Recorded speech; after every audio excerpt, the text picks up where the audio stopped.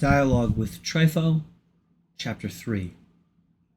Then I said, and while I was thus disposed, when I wished at one period to be filled with great quietness, and to shun the path of men, I used to go into a certain field not far from the sea, and when I was near that spot one day, which having reached I purposed to be by myself, a certain old man, by no means contemptible in appearance, exhibiting meek and venerable manners, followed me at a little distance.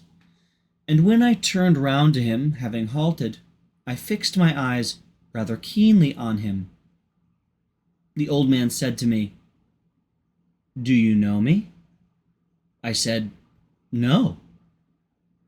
He said, "Why then do you so look at me?" I said, "I am astonished, because you have chanced to be in my company in the same place, for I had not expected to see any man here." The old man said to me, "I am concerned about some of my household. These are gone away from me, and therefore have I come to make personal search for them, if, perhaps, they shall make their appearance somewhere. But why are you here?" I said, "I delight in such walks, where my attention is not distracted, for converse with myself is uninterrupted, and such places are most fit for philology." The old man then said to me, "Are you then a philologian, but no lover of deeds or of truth? And do you not aim at being a practical man, so much as being a sophist?" I responded, "What greater work could one accomplish than this, to show the reason which governs all, and having laid hold of it, and being mounted upon it, to look down on the errors of others and their pursuits? But without philosophy and right reason, prudence would not be present to any man. Wherefore it is necessary for every man to philosophize, and to esteem this the greatest and most honorable work.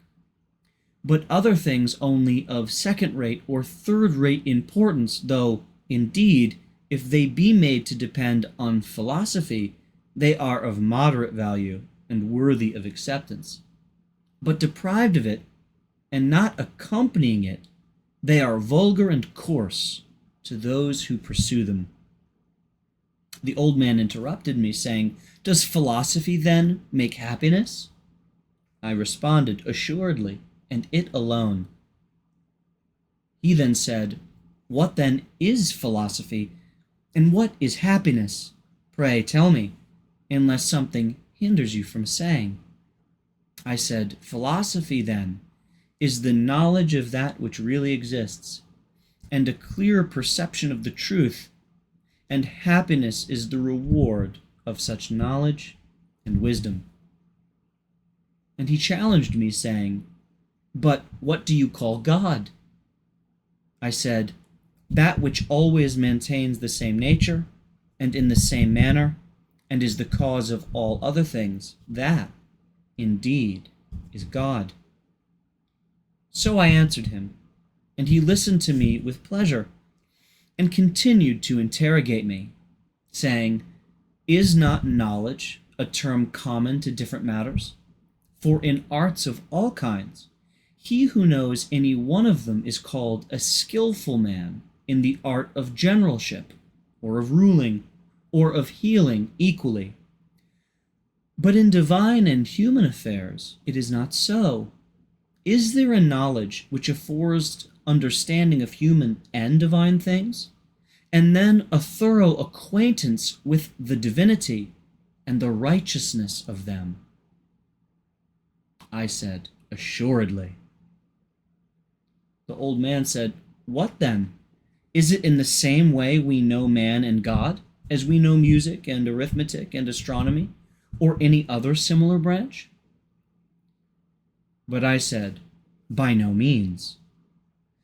The old man said, "You have not answered me correctly then, for some branches of knowledge come to us by learning or by some employment, while of others we have knowledge by sight, Now, if one were to tell you that there exists in India an animal with a nature unlike all others, but of such and such a kind, multiform and various, you would not know it before you saw it, but neither would you be competent to give any account of it unless you should hear from one who had seen it.